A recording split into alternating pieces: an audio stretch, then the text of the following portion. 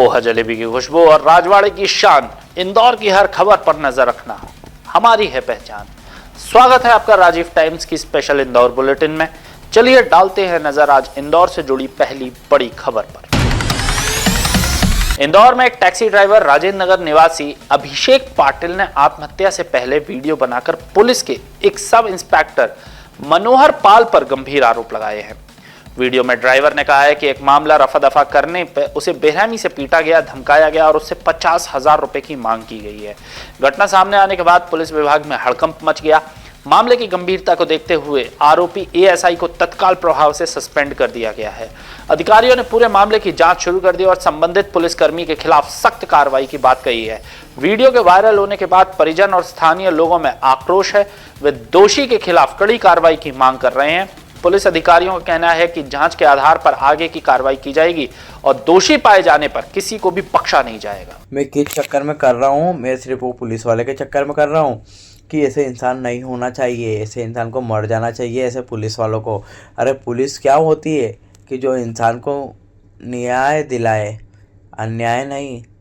तो वो न्याय दिलाने के चक्कर में 500 रुपये के चक्कर में बिक गया। मुझे बोलता कि बोले मुझे अभी बोले 50,000 रुपये दे दे, बोले मैं तेरी गाड़ी भी छुड़वा देता हूँ, सब करवा देता हूँ। वो 25,000 मांग रहा गाड़ी वाला और ये पुलिस वाला 50,000 रुपये मुझसे मांग रहा। अरे पहले तो इंसान, गरीब इंसान देखो तो सही कि वो किस स्थिति में है और तुम्हारी गाड़ी पे कौन सी ज़्यादा दिक्कत आई थी?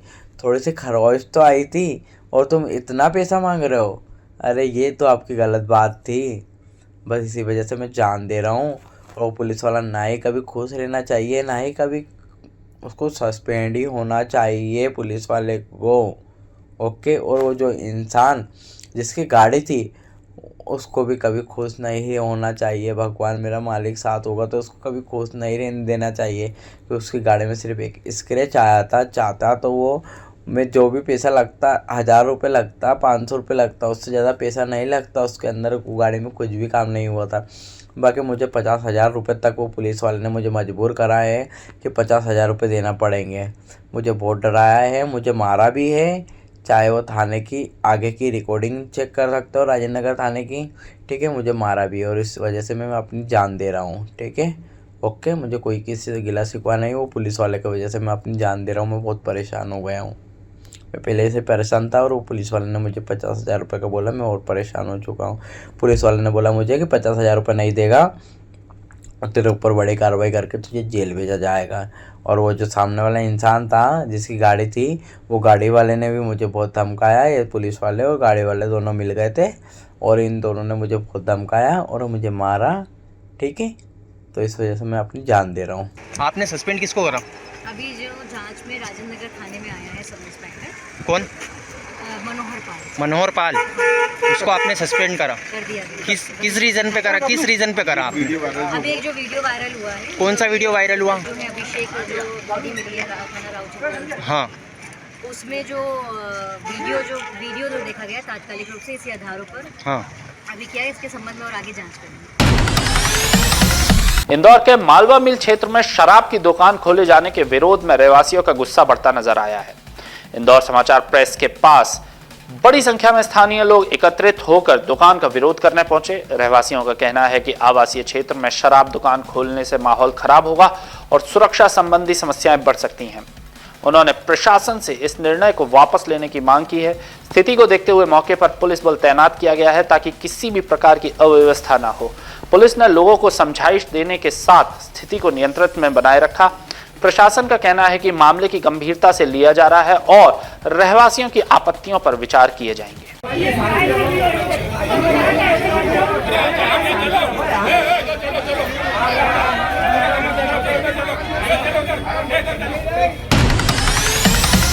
इंदौर के विधानसभा क्षेत्र के क्रमांक 1 के वार्ड 8 में पिछले कई दिनों से गंदे पानी की गंभीर समस्या बनी हुई है। नर्मदा की मुख्य पानी सप्लाई लाइन के वॉल में ड्रेनेज का पानी मिल रहा है, जिससे लोगों को दूषित पानी पीने पर मजबूर होना पड़ रहा है। किला मैदान नगर निगम जोन के अधिकारी कई महीनों से केवल निरीक्षण कर रहे हैं, लेकिन अब तक कोई स्थायी समाधान नहीं निकाला गया है। लगातार शिकायतों के बावजूद प्रशासन की ओर से ठोस कार्रवाई नहीं होने से रहवासियों में नाराजगी बढ़ रही है। आपको बता दें, वार्ड 8 के जूना रिसाला गली नंबर 3 के लोग इस समस्या से लंबे समय से जूझ रहे हैं। उनका कहना है कि यदि जल्द समाधान नहीं हुआ तो क्षेत्र की स्थिति में भागीरथपुरा कांड जैसी गंभीर स्थिति पैदा हो सकती है। आने चाह रहे, लेकिन बोले कि जो हमको 2000 रुपया दो तो हम आगे बताएं। 2 लाख देने से अच्छा तो 2000 में काम हो रही है। अधिकारी को बोलो ना, आपके 2000 देंगे। वो 1 मिनट में नस पकड़ के बता देगा ये काम पूरा जानकारी हो। इंदौर कुटुंब न्यायालय ने नारायण साईं और जानकी देवी के तलाक मामले में महत्वपूर्ण फैसला सुना दिया है। अदालत ने जानकी द्वारा दायर तलाक याचिका को मंजूर कर विवाह विच्छेद कर दिया है और उन्हें 2 करोड़ रुपए की एलिमनी देने का आदेश किया है। जानकारी के अनुसार दोनों का विवाह 2008 में हुआ था, लेकिन 2013 से वे अलग रह रहे थे। याचिका में आरोप थे कि नारायण साईं ने पत्नी का परित्याग किया है और अन्य महिलाओं के साथ संबंध बनाए हैं। इसके अलावा सूरत की अदालत में उनके खिलाफ बलात्कार का मामला दर्ज होकर भी सजा हो चुकी है। अदालत ने भरण पोषण के लिए धारा 125 CRPC के तहत 50,000 रुपए प्रति माह के लगभग 50 लाख रुपए बकाया राशि की वसूली प्रक्रिया की भी रखने का आदेश दिया है। संपत्ति का विवरण कलेक्टर को सौंपा गया है और सत्यापन की प्रक्रिया जारी है। आदेश की प्रति का अध्ययन कर उच्च न्यायालय में अपील पर निर्णय लिया जाएगा। हालांकि सुनवाई के दौरान नारायण साईं की ओर से अनेक अधिवक्ता द्वारा कोई ठोस तर्क प्रस्तुत नहीं किया गया। तो जानकी देवी का जो ये केस था वो तलाक से संबंधित था, नारायण साईं से। इनका विवाह वर्ष 2008 में हुआ था और 2013 में नारायण साईं ने इनका परित्याग कर दिया था। तब से लेकर के ये अब तक अपनी माँ के साथ में अपनी रह रही हैं और 2018 में इन्होंने तलाक के लिए केस लगाया था। तो उसका निर्णय जो है वो अभी जा कर के हुआ और उसमें माननीय कोर्ट ने ये माना कि नारायण साईं ने जानकी देवी के साथ में क्रूएल्टी की है और इसके साथ ही जानकी देवी ने नारायण साईं से 5 करोड़ की स्थायी भरण पोषण की मांग की थी, जिसमें माननीय न्यायालय ने 2 करोड़ का क्वांटम डिसाइड किया है, जो कि नारायण साईं को 3 महीने की अवधि में देना है, जानकी देवी को चुकाना है। इसके पहले 125 का एक मैटर लगाया था अस्थायी भरण पोषण के लिए, तो उसमें पहले ही माननीय कोर्ट ने 50,000 रुपये प्रति माह का निर्णय दिया था। उस पर भी करीब 50 लाख के आसपास का एरियर्स जो है वो नारायण साईं के ऊपर खड़ा हुआ है और नारायण साईं को उतना पैसा देना है, जो नारायण साईं ने अभी तक दिया नहीं है। और उसके लिए जानकी देवी की तरफ से हमने माननीय न्यायालय में नारायण साईं की प्रॉपर्टीज़ के बारे में खुलासा किया था, जिसकी तस्दीक के लिए माननीय न्यायालय ने माननीय कलेक्टर साहब को तस्दीक करने के लिए प्रॉपर्टी के वेयर अबाउट्स जानने के लिए भेजा था। उसकी रिपोर्ट जो है अभी पटवारी रिपोर्ट अभी तक न तहसीलदार रिपोर्ट अभी तक पटल पे आई नहीं है। अब चूँकि ये निर्णय पेंडिंग था, अब ये निर्णय हो गया है, तो 125(3) CRPC की जो प्रक्रिया बची हुई है, नहीं पत्नी से तो नारायण साईं की बात तब से हो रही है जब इसके भी पहले एक बार जब आए थे। उस वक्त जानकी देवी का प्रतिप्रेक्षण होना था, उनके बयान दर्ज हो करके, तो उस दिन से ही बात चल रही है। और हर बार जानकी देवी का तो इनसे ये भी कहना था कि आपके साथ में रह करके मतलब मेरे को जीवन में कुछ हासिल हुआ नहीं और जो था वो भी चला गया, तो आप मेरे को अगर मेरे रहने खाने की व्यवस्था कर देते हो और मुझे सिक्योर्ड कर देते हो, एक मुश्त अगर मुझे 5 करोड़ रुपए आप दे देते हो, 5 करोड़ रुपए नहीं देते हो, 5 करोड़ की संपत्ति मेरा नाम लिख देते हो, तो फिर मैं जैसा आप बोलोगे वैसा करूँगी। उस पर भी नारायण साईं ने कोई ध्यान दिया नहीं। इनकी काफ़ी बातें हुई, कई मरतबा बातें हुई, फ़ोन पे बातें हुई, लेकिन नारायण साईं उनका कहना ये था कि इतना पैसा हम नहीं देंगे, हमारे पास है ही नहीं। जबकि सूरत कोर्ट में EOW ने इनकी 5,000 करोड़ की संपत्ति है ऐसा खुलासा किया था, और उसकी पूरी लिस्ट जो थी वो जमा की थी माननीय कोर्ट के समक्ष में। वो सब संपत्तियां हमने बताई, और इनका जो जानकी देवी ने हमको इनके इनकम टैक्स के कागजात जो थे वो जो उपलब्ध कराए थे, उसमें भी प्रॉपर्टियों का खुलासा था। वो सब हमने कोर्ट के सामने रखा। देखिए, उसके लिए एक पूरा प्रोसीजर है। अभी तो ये 3 महीने में डिफ़ॉल्टर हो जाए पहला, और अगर ये डिफ़ॉल्टर हो जाते हैं तो उसके बाद में हम जो है वसूली का प्रकरण लगाएंगे, जिसको हम बजावरी बोलते हैं। तो एग्जीक्यूशन जब फाइल करेंगे तो एग्जीक्यूशन में हमारा इसी बात पे जोर रहेगा कि इनकी जो संपत्तियां हैं उसकी कुर्की हो, और कुर्की करके नीलामी हो, जो नीलामी से पैसा आए उसकी भरपाई हो। और अभी तो हमने जानकी देवी को एक और समझाइश ये दे रखी हुई है कि चूँकि मेरे हिसाब से जो क्वांटम कोर्ट ने डिसाइड किया है वो जानकी देवी के लाइफ के कष्ट को देखते हुए, या उनका जो सामाजिक स्तर था उनके परिवार का, और जो आशाराम का अपना सामाजिक रुतबा है, उसको देखते हुए ये क्वांटम हमें ऐसा लगता है कम है।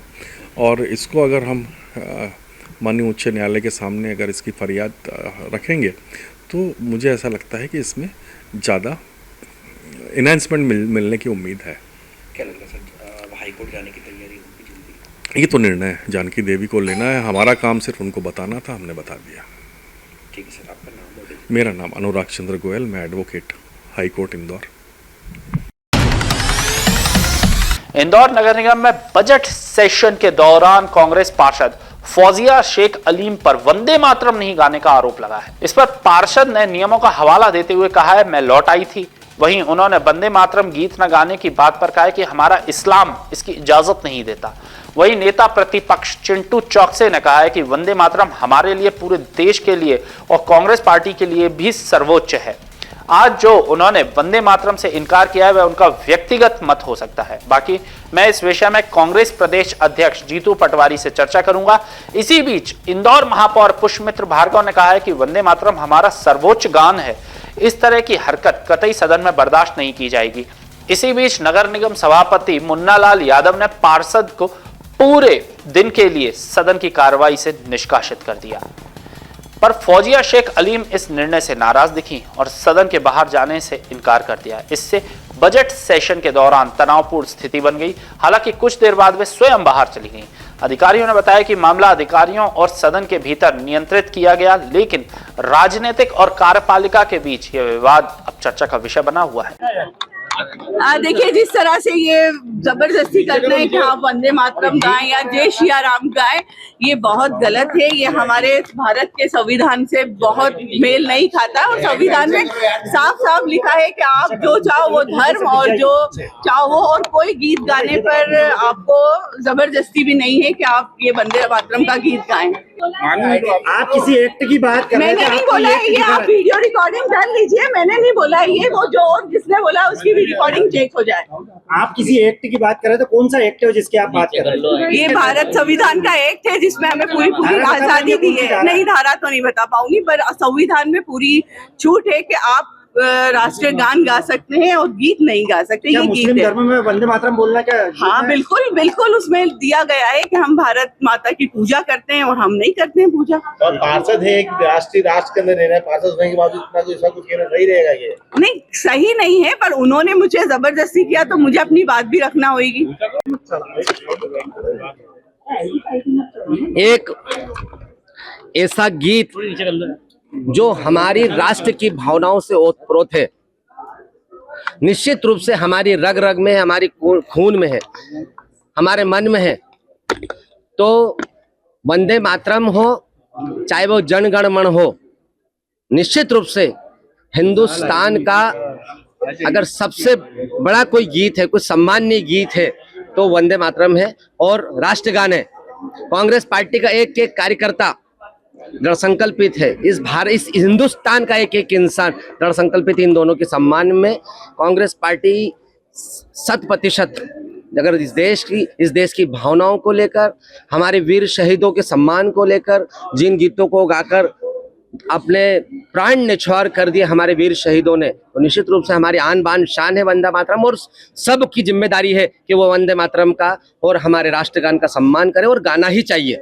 आपकी पार्टी के एक पार्षद ने गाने से मना देखिए, वो एक सदस्य की निजी राय है, और इससे मैंने हमारे प्रदेश के अध्यक्ष जीतू पटवारी जी को अवगत करा दिया है। सदन में सभापति जी ने कार्रवाई की है, और आगे भी ले जाया जाएगा या फिर सदन तक ही समाप्त होगा? देखिए, वंदे मातरम का अपमान तो उन्होंने किया है, और मुझे लगता है कि बाकी सब लोगों को इससे सीख लेनी चाहिए कि वंदे मातरम गीत भारत का राष्ट्रीय गीत है, जिस पर कई बार एडवाइजरी जारी हुई है, और उसका अपमान करना ये अनुचित है। उसको ये जो वंदे मातरम का जो विषय है, वंदे मातरम जो गीत है, उसके बारे में आज शब्द कहना और अमर्यादित बात करना ये गलत है, इसलिए उनको सदन से बाहर किया गया। इंदौर नगर निगम बजट सत्र के दौरान रुबीना इकबाल खान ने वंदे मातरम को लेकर कहा कि इस्लाम में इसकी मनाही है, क्योंकि उनके लिए केवल अल्लाह सर्वोपरि है। उन्होंने स्पष्ट किया कि इसका अर्थ यह नहीं है कि वे देशभक्ति के गीत नहीं गाते। यही नहीं, उन्होंने आरोप लगाया कि कुछ भाजपा नेता मुसलमानों को दुकान लगाने से रोकते हैं। साथ ही कहा कि यदि ऐसा तो ईरान से तेल और गैस लेना भी बंद करना चाहिए। वहीं सभापति की कार्यप्रणाली पर सवाल रुबीना ने कहा है कि उनके तीसरे कार्यकाल में पहली बार ऐसा हुआ है जब सभापति ने सत्र में हस्तक्षेप नहीं किया। पर प्रतिपक्ष नेता चिंटू चौकसे ने बयान पर आपत्ति जताते हुए शिकायत की बात कही है। इस पर रुबीना ने कहा है कि पार्टी से निकाले जाने पर भी वे निर्दलीय चुनाव जीतती रही है। अब देखी जाएगी वो क्या बोलते हैं। हमें निकाल के तो निकाल दें, हम तो यूं भी निर्दलीय जीतते हैं, हमें क्या लेना देना। हाँ, तो वंदे मातरम देखो, एक इंसान को ये बोलते थे ले खा ले, एक को बोलते ले निगल ले, कितना फर्क है ना। अब वो हमसे बोल रहा है यहाँ रहना होगा तो वंदे मातरम कहना होगा, तो फिर दादागिरी तो हम तो किसी के बाप की नहीं सुनते, काय के लिए हम दादागिरी से किसी की बात सुनेंगे। दूसरी बात, हम जनगण मन गाते हैं, सारे जहाँ से अच्छा हिंदुस्तान गाते हैं, सभी गाते हैं। एक हमारे इस्लाम में मना है कि भाई वंदे मातरम नहीं बोलना है तो नहीं बोलना है, मना है तो मना है। वंदे मातरम के लिए मना कर रखा है, पर यहाँ पे जो बाहर के विदेशी नागरिकों को सम्मान दिया गया था आपके द्वारा। किसको दिया था? खामेनी को आपने सम्मान दिया था। तो खामेनी नहीं बोलता है वंदे मातरम। हाँ, खामेनी जी बोलते हैं क्या? वंदे मातरम बोलते हैं क्या? अरे तो आपने मैंने देखो, मेरी बात सुनो, देश को सम्मान कब नहीं दिया मैंने? कब नहीं दिया सम्मान? आपने वंदे मातरम के लिए आपने कुछ उसके लिए कुछ भी नहीं। तो सुनो, मेरी है ना, इनकी दोगली नीति से मेरे को नफरत है। क्या करते हैं, मुसलमानों की जो छोटी छोटी सी दुकानें होती है ना, उनको तो वो जाके तोड़ते हैं कि मुसलमानों से सामान नहीं लेना है, तो मुसलमानों की दुकानें तोड़ दो, तो मेले में नहीं लगाने देंगे। ये जीतू भैया ये लोग सब सरेआम ये करते हैं। तो फिर मेरा इनसे ये सवाल है कि तुम काय के लिए ईरान से तेल ले रहे हो? जब नाक लगाओ तो फिर पूरी नाक लगाओ, इतनी सी नाक क्यों लगा रहे हो? तेल भी मत लो, गैस भी मत लो, अपना खुद बनाओ ना, या खोदो तेल के कुएं हिंदुस्तान में खोदो ना। काय के लिए उनसे घिंगाते हो कि ला तेल दे दो, तेल दे दो, तेल दे दो। सारी व्यवस्था है कि वो चलती रहती, जो वाह वाह वाह, गुड़ खाए गुलगुलों से परहेज करें। राष्ट्र की देखकर राष्ट्र की बात नहीं कर रहे, राष्ट्र के खिलाफ जा रहे हैं। नहीं खिलाफ जा रहे हैं, हम सरेआम गा सकते हैं, पूरा गाना गा सकते हैं, सारे जहाँ से अच्छा हिंदुस्तान हमारा, लेकिन जो हमारे कुरान में मना है वो हम नहीं करेंगे। क्या वजह है कि कुरान में? अरे भैया, कुरान में ये है कि ला इलाहा इल्लल्लाह, एक अल्लाह के सिवा कोई नहीं इबादत के लायक। अब वंदे मातरम का मतलब ये होता है, वंदे यानी इबादत करना, मातरम यानी माता की, है ना। तो हम लोग जब एक अल्लाह की इबादत करते हैं तो फिर हम माता की इबादत क्यों करें? हम अपनी सगी माँ की इबादत नहीं करते, क्योंकि हमारा हुक्म है ये। कांग्रेस पार्टी समर्थन कर रही है, भाड़ में जाए, कांग्रेस पार्टी कर रही तो करे, और वो नहीं हमारा साथ देगी तो उनको तो हलवा लगते हैं ना मुसलमान, खाली वोट लेने के लिए है। जब ऐसे मुद्दे आते हैं तो अपना पल्ला झाड़ लेती है। कांग्रेस ने जीतू पटवारी को भी शिकायत करने की बात करी। किसने? चिंटू भैया ने शिकायत करने की बात करी। हमारी शिकायत करने की बात करी। अच्छा, घटनाक्रम हो, जिस तरीके से बात वहाँ पे बताई जाएगी, क्या लगता है? अच्छा, बता दे फिर जाके, ठीक है, हम भी चले जाएंगे EMIM में, वहाँ बॉम्बे में जीती है फिर बहुत सारे वोटों से। हाँ, ओवैसी की पार्टी में चले जाएंगे। कोई जरूरी थोड़ी है कि हम कांग्रेस से कोई अनुबंध थोड़ी लिखा रखा हमने कि कांग्रेस में ही रहेंगे जिंदगी भर। इंदौर नगर निगम के बजट सत्र के दौरान एक हैरान कर देने वाला वीडियो सामने आया है। वीडियो में दिखाया गया कि भाजपा नेता ने बजट सम्मेलन के बीच सभापति की टेबल से ड्राई फ्रूट्स ले लिए। जानकारी के अनुसार एमआईसी सदस्य निरंजन गुड्डू और पार्षद सुरेश कुड़वाड़े टेबल से ड्राई फ्रूट उठाकर खा रहे थे। यह घटना बजट सत्र की गंभीरता और शिष्टाचार पर सवाल उठाती है। यह वीडियो सोशल मीडिया पर तेजी से वायरल हो रहा है और नागरिकों में इस घटना को लेकर असंतोष देखा जा रहा है। अगली खबर की तरफ रुख करते हैं। बाणगंगा थाना क्षेत्र में एक युवती द्वारा खुदकुशी का मामला सामने आया है। इंदौर के बाणगंगा में रहने वाली एक युवती रिया शर्मा ने अपने घर में खुदकुशी कर ली है, जो 3 दिन पहले अपने प्रेमी के साथ घर छोड़कर चली गई थी, जिन्हें युवती ने पिता ने मंगलवार को देखा तो अपने घर पर लेकर पहुंचे। शाम को जब दूध लेने गए तभी युवती ने खुद को कमरे में बंद किया और फांसी लगाकर मौत को गले लगा लिया। घटना के समय उसका प्रेमी भी वहीं मौजूद था। बाणगंगा पुलिस मामले की फिलहाल जांच कर रही है। इंदौर क्राइम ब्रांच पुलिस ने अवैध मादक पदार्थों की तस्करी के मामले में 2 आरोपियों को गिरफ्तार किया है। उनके कब्जे से कुल 53.57 ग्राम मादक पदार्थ जब्त किया है, जिसकी अनुमानित कीमत 5,50,000 रुपए बताई जा रही है। पुलिस के अनुसार गिरफ्तार आरोपी उज्जैन के निवासी हैं और उनकी पहचान तौहीद और रहमान के रूप में हुई है। प्रारंभिक जांच में पता चला है कि वे लंबे समय से राजस्थान से ड्रग्स लाकर इंदौर और आसपास के क्षेत्रों में सप्लाई कर रहे थे। पुलिस ने बताया कि नेटवर्क केवल इंदौर तक सीमित नहीं है, इसके तार अन्य शहरों से भी जुड़े हो सकते हैं। आरोपियों से गहन पूछताछ की जा रही है ताकि गिरोह के अन्य सदस्यों और सप्लाई चेन का खुलासा किया जा सके। जैसा कि आपको जानकारी में है, कमिश्नर सर द्वारा लगातार क्राइम ब्रांच को अवैध मादक पदार्थों के खिलाफ कार्रवाई किए जाने के लिए निर्देशित किया जाता रहा है। अभी आपकी जानकारी में होगा कि 2 दिन पहले भी एक हमने बड़ी कार्रवाई करते हुए एक आरोपी को देवल्दी से उठाया था और जिसके खिलाफ करीब 18 प्रकरण थे, जिसमें से 9 प्रकरण डीपीएस एक्ट के थे और उसमें हमने 24 ग्राम एमडी के साथ 3 लड़के 1 लड़की को उठाया था और उसके बाद उसको बैक ट्रेस करते हुए उसके जो ऊपर के आरोपी वसीम इस्माइल को भी उठाया था। इसी कड़ी में अभी कल भी एक जानकारी मिली कि एक एमडी जो है 2 व्यक्ति एमडी लेकर के आ रहे हैं, 54 ग्राम एमडी लेकर के आ रहे हैं मोटरसाइकिल से। तो इस पर से हमारी पार्टी राजकुमार ब्रिज के पास में, राजकुमार सब्जी मंडी रोड के पास में लगी और सूचना सटीक पाई गई। एक मोटरसाइकिल से 2 व्यक्ति आते दिखे जिनको रोका गया। जब उनकी गाड़ी जब उनको तलाशी ली गई तो उनके कब्जे से लगभग 54 ग्राम एमडी मिली है, जो जिसकी अंतर्राष्ट्रीय बाजार में कीमत लगभग 5.5 लाख रुपए है और उनके कब्जे से 2 मोबाइल फ़ोन और उनकी जो गाड़ी है हीरो डिलक्स वो भी मिली। तो टोटल 7 लाख रुपए मसरूफ़ का सामान उनके कब्जे से मिला। चूँकि एमडी मिली थी इसलिए 8/22 एनडीपीएस एक्ट के तहत उसमें दोनों आरोपियों की गिरफ्तारी की जा करके और प्रकरण पंजीबद्ध किया जा करके अब उसमें पुलिस रिमांड लिया जाकर पूछताछ की जाएगी।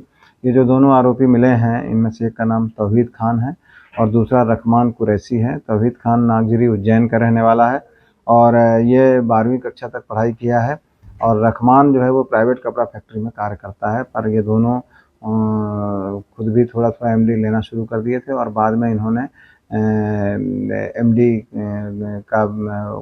एमडी को डिलीवरी करना शुरू कर दिया था। इंदौर में ये कहाँ दे रहे थे, अब ये चूँकि ये कार्रवाई भी रात में हुई है तो इनसे पुलिस रिमांड में लिया जाकर पूछताछ कर इसका खुलासा करेंगे और इनके जो तार हैं वो कहीं ना कहीं राजस्थान से जुड़े हैं। अभी प्रारंभिक पूछताछ में ये बात पता चली है। इनके पूरे बैक ट्रेस करके इनके जो बाकी जो ऊपर के मुलजिम हैं उनको भी पकड़ा जाएगा। और आपकी जानकारी में हो कि इस वर्ष अभी तक हमने टोटल 19 प्रकरण दर्ज किए हैं, जिसमें से हमने टोटल लगभग 40 मुलजिमों को हमने जेल भेजा है और इसी कड़ी में ये अगली कार्रवाई है और इस तरह से लगातार कार्रवाई करते रहेंगे। इंदौर जिला प्रशासन ने रामबाग में एक अवैध बेसमेंट को सील कर दिया है। यह बेसमेंट बिल्डिंग के नक्शे के अनुसार किसी वैध उद्देश्य के लिए उपयोग नहीं किया जा रहा था। निवासियों की शिकायत के बाद कलेक्टर शिवम वर्मा के निर्देश पर कार्रवाई की गई है। जांच में पाया गया कि बेसमेंट का गलत तरीके से उपयोग हो रहा था, जिससे सुरक्षा मानकों का उल्लंघन भी हो रहा था। कलेक्टर ने बताया कि नगर निगम के साथ मिलकर अवैध निर्माण पर लगातार निगरानी और कार्रवाई की जा रही है। उन्होंने नागरिकों से अपील की है कि बेसमेंट का उपयोग केवल नक्शे के अनुसार करें। जिला प्रशासन ने स्पष्ट किया कि शहर में अवैध निर्माण पर रोक लगाने और नागरिक सुरक्षा सुनिश्चित करने के लिए ऐसी कार्रवाई भविष्य में भी की जारी रहेगी। देखिए, अवैध बेसमेंट पे जिला प्रशासन की मुहिम चल रही है। हम नगर निगम के साथ मिलकर इसमें कार्रवाई कर रहे हैं। जो भी बेसमेंट है उनका उपयोग जो बिल्डिंग परमिशन के लिए जो दिया गया है उपयोग है वही होना चाहिए। उसके अन्यत्र उपयोग होने पर उस पर कार्रवाई की जा रही है। और इसी क्रम में जब जनसुनवाई में जब जो वहाँ पे जो वहाँ के निवासियों ने शिकायत करी, तो हम लोगों ने इस पर तत्काल कार्रवाई करते हुए उस बेसमेंट को सील किया है और आगे भी ये कार्रवाई जारी रहेगी। आपके माध्यम से मैं पुनः सभी सम्मानित इंदौर वासियों से अपील करूंगा कि हमारे जो बेसमेंट हमने जो भी बिल्डिंग का नक्शा पास करा है उसका ही उपयोग करें। उसका अन्यत्र उपयोग करना ट्रैफिक की दृष्टि से भी ठीक नहीं है और कई बार सुरक्षा मानकों के लिए भी वो सही नहीं रहता है, तो इस कृपया करके उस नियमों का पालन करें। इंदौर में अवंतिका गैस लिमिटेड और आईटीआई के संयुक्त प्रयास से 80 छात्रों को रोजगार मिला है।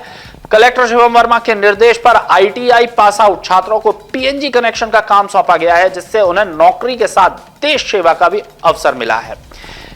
इस पहल में 150 छात्रों ने हिस्सा लिया, जिनमें से 80 को नौकरी दी गई है। ये छात्र घर घर जाकर पीएनजी कनेक्शन लगाएंगे, जिससे शहर में स्वच्छ ईंधन और सुविधा बढ़ेगी। कलेक्टर ने बताया कि यह योजना मुख्यमंत्री के निर्देशों के अनुरूप चल रही है और इससे युवाओं को रोजगार के नए अवसर मिलेंगे। अवंतिका गैस लिमिटेड द्वारा छात्रों को प्रशिक्षण दिया जाएगा ताकि पीएनजी कनेक्शन का काम कुशलतापूर्वक हो सके। देखिए, ये जब चूंकि अभी पीएनजी कनेक्शन जो हमारे हैं उनको बढ़ाने के लिए काफ़ी जोर दे रहे हैं और माननीय मुख्यमंत्री जी के निर्देश भी हैं कि सुरक्षित गैस वो प्रदाय की जाए, साथ ही साथ रोजगार वगैरह का भी एक अच्छा अपॉर्चुनिटी है। तो हम लोगों ने चूंकि इस पीएनजी अभियान में नए नए कनेक्शन करने हैं, हमको बहुत सारे फिटर्स की, प्लम्बर्स की ज़रूरत है और आईटीआई के जो नए बच्चे जो पास आउट होकर निकले हैं उन सब लोग को अवसर दिया गया, उनको बुलाया गया और लगभग 150 छात्रों ने इसमें भाग लिया था। 80 बच्चों ने सहमति दिखाई है, तो 80 बच्चों को तत्काल इसमें हम लोग नौकरी में लेते हैं और उन सभी लोग को पीएनजी अवंतिका गैस के साथ मिलकर ये लोग काम करेंगे। ये घरों घरों में जाकर ये कनेक्शन वगैरह के कार्य करेंगे, इससे इनको रोजगार भी मिलेगा और हमारे देश का एक महत्वपूर्ण कार्य जो है ये भी संपादित होगा। अगली खबर की तरफ रुख करते हैं। इंदौर में जन सुनवाई के दौरान एक वृद्ध महिला की समस्या का समाधान किया गया है। कलेक्टर शिवम वर्मा ने उनकी स्थिति को गंभीरता से सुनते हुए तत्काल सहायता का निर्णय लिया। प्रशासन ने वृद्ध महिला को आश्रम में भेजने का फैसला लिया है, जहां उनके रहने और देखभाल की उचित व्यवस्था की जाएगी। इससे उन्हें सुरक्षित और सम्मानजनक जीवन जीने का भी अवसर मिलेगा। वृद्ध महिला ने इस सहायता के लिए कलेक्टर और प्रशासन का आभार जताया है। उन्होंने मुख्यमंत्री के प्रति भी धन्यवाद व्यक्त किया। कलेक्टर ने कहा है कि जनसुनवाई में आने वाले प्रत्येक आवेदक की समस्या का समाधान करना प्रशासन की प्राथमिकता है और आगे भी इस दिशा में लगातार प्रयास जारी रहेंगे। देखिए, माननीय मुख्यमंत्री जी के निर्देशानुसार जनसुनवाई में आए सभी आवेदकों का तत्काल निराकरण करने का हम प्रयास करते हैं, उनकी समस्याओं का निवारण करते हैं और इसी क्रम में जो वृद्ध माता जी आई थी उनको उनके आवेदन पर विचार करते हुए उनको एक आश्रम में जाके उनका अच्छे से जीवन गुजर बसर हो सके, उनको सम्मान के साथ जीवन उनका गुजर बसर हो सके, इसके लिए हम लोगों ने उनको भेजा है। माता जी बहुत खुश हैं, उन्होंने माननीय मुख्यमंत्री जी को आभार दिया है और पूरे जिला प्रशासन का आभार जताया है। आज के इंदौर बुलेटिन में फिलहाल के लिए इतना ही। मुझे दीजिए इजाजत, आप लोगों से मुलाकात होगी कल फिर। तब तक के लिए सुरक्षित रहें। नमस्कार।